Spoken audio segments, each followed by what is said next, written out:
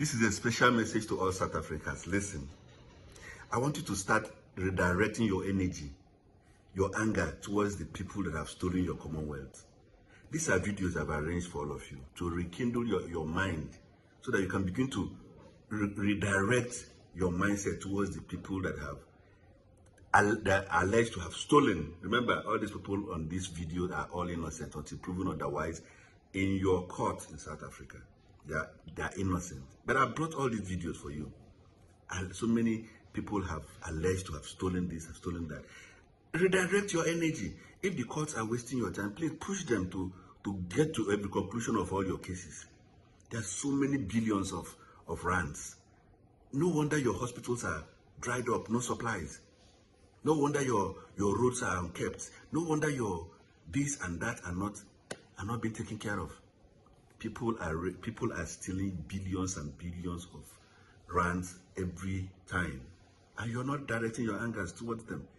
Rather, you're wasting your energy on foreigners that have just come to. But people are stealing. They are making you lose focus. They are making you not directing interest on them. But they are the real enemies of the people, not foreigners. Foreigners have nothing to do with all of that. Foreigners have only come to. They're not coming to steal your jobs. The people, the real enemies of the people are the corrupt officials. The corruption in your system is your problem. So go and deal with it. We are dealing with our own also. Deal with yours. Stop blaming anybody. You want to blame every other person except yourself. It's not going to work. Begin to redirect your interest to people that should be blamed for the decay and the corruption in the system. Don't touch the dial. I will have part 1 and I'm going to have part 2. So wait for it. Don't touch the dial.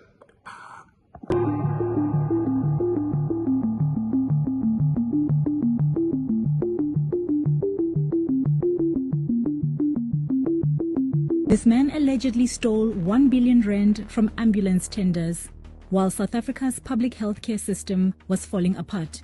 His name is Thapelo Samuel Buthelezi, the CEO of Buthelezi EMS, a private ambulance company now linked to one of South Africa's biggest health tender scandals. Between 2014 and 2019, his companies secured government ambulance contracts reportedly worth nearly 1 billion rand in the Free State and Northwest. Investigators later alleged the company overcharged the state, double-billed ambulance trips, and even transported multiple patients together while charging full prices for each one. Then SARS hit Buthelezi, his wife, and their accountant with 95 fraud-related charges after allegedly filing fake tax returns claiming the businesses were inactive. Meanwhile, critics say public hospitals were collapsing, ambulances were breaking down, and millions of rand were allegedly being drained from healthcare budgets every month. In 2025, the Special Tribunal ordered 4 of his medical companies to repay a massive 532 million rand linked to unlawful state contracts. Today, the SIU froze luxury properties linked to Buthelezi, including a high-end estate in Gauteng and a massive Free State farm. Investigators say the asset freeze happened after he allegedly ignored court orders and repayment terms. Documents and missing millions. I think by now, when you hear those phrases, you know we're about to talk about another tender failure. This time, an 85 million rand loss. The Special Tribunal of the SIU has officially set aside the 85 million rand tender, which was awarded for the construction of a concrete barrier wall along the KZN and Mozambique border. The project was intended to curb the flow of stolen and hijacked vehicles across the border and has instead turned into a high-profile case of alleged fraud, non-compliance and incomplete work. Investigators found that the company which got the contract, ISF Shula Joint Venture, was paid the staggering 84 million rand, but the project completely failed. They only built 5 kilometers of the 8-kilometer wall. And it doesn't stop there. According to findings, the company got the tender using a fraudulent BBE certificate alongside an expired letter of good standing and failure to meet key financial requirements. In simple terms, that company should have never qualified for the tender in the first place.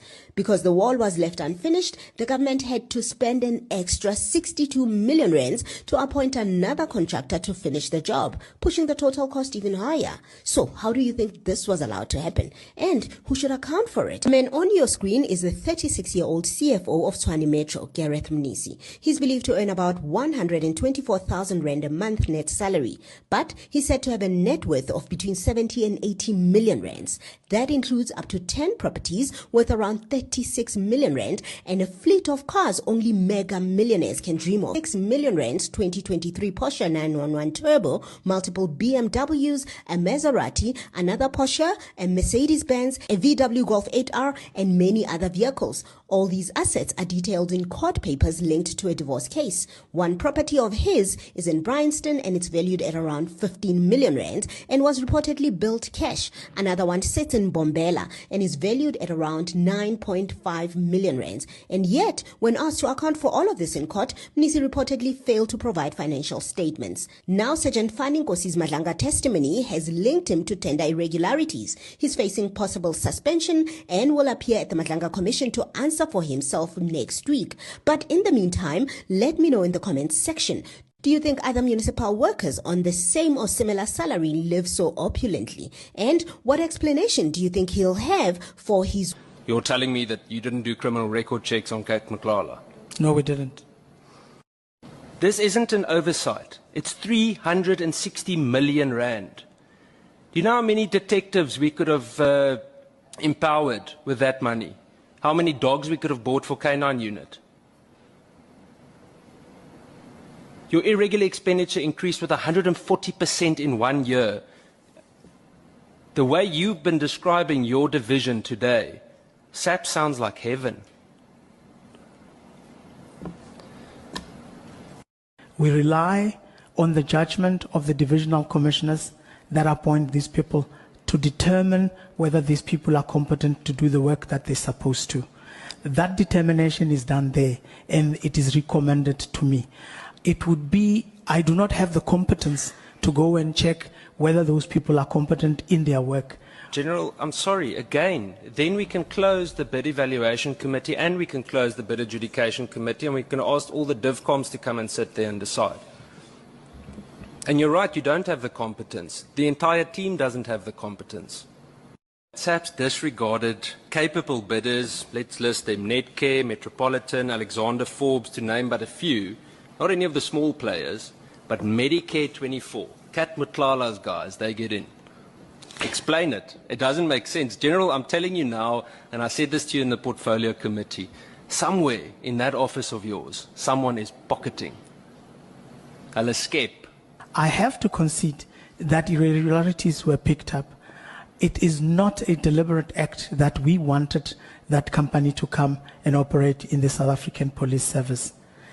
The process that was followed, in fact, if you look at the process was correct, but there are steps in the process that were not done correctly.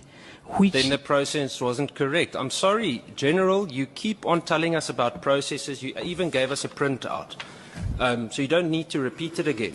And I'm sorry if I come across rude. The point is just, you can say you didn't allow it, whether it was willing or not willing, you gave access. You and your team allowed a man like Kat Mklala to get access to the South African Police Service. These South African brothers stole 72 billion rand and then vanished. In 2019, Reese and Amir Kaji founded a crypto platform called AfriCrypt in South Africa. They promised investors insane returns, like 10 to 15% per month, claiming their trading software could never lose. Then, in April 2021, everything went dark. The brothers sent out an email saying AfriCrypt had been hacked, but told investors not to contact the authorities because it would slow down recovery. Big red flag. Moments later, the website vanished, the brothers vanished, and so did the 72 billion rand worth of Bitcoin. Authorities now believe it wasn't a hack at all, but instead an exit scam. To this day, Reese and Amir Kaji are still missing, along with the money. South African investigators, the Hawks, and even Interpol have been involved, but no one's been held accountable. This might be the biggest crypto scam in history, and it happened right here in South Africa. Do you think they'll ever be found? Follow for more true crime stories from South Africa. Let's clap hands as they open the flap.